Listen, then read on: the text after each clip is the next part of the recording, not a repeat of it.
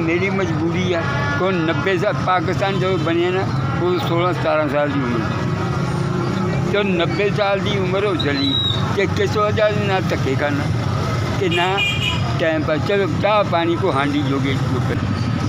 आना है भी ना अल्लाह का हुक्म है तू कोशिश कर तो देना तेन मैं आप देने वाला मैं कर मेरा नाम लैके तो पुत अल्लाह की जात मत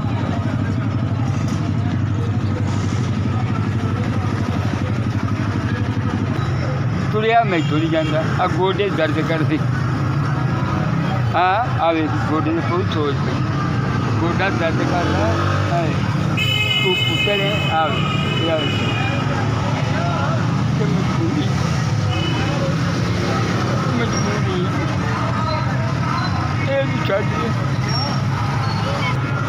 ये मजबूरियाँ जो भी अल्लाह को मंगो अल्लाह मत करे और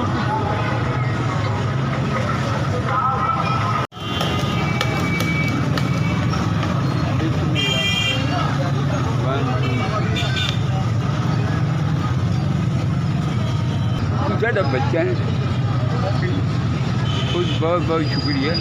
अल्लाह ताला तुम ज़्यादा तुम मेरा माल रुकाया कि अल्लाह तंदुरुस्ती रखे अल्लाह ज़िंदगी के सब मोमिनीन अपने लाल प्यारे मुझे रोज़े की ज़ियारत नसीब करी। मैं आपका बहुत बहुत थैंक यू वेरी मच। अल्लाह तुम खुश रखे सदका सोने नबी पाक का वो ना मेरा माल नहीं थी जिन्हें तुम पैसे देते ना मैं बड़ा शुक्रगुजार है लैके दिखिया चीज़ें आप बच्चे ने लैके तो 20 लाख बच्चा लैके दे दिया।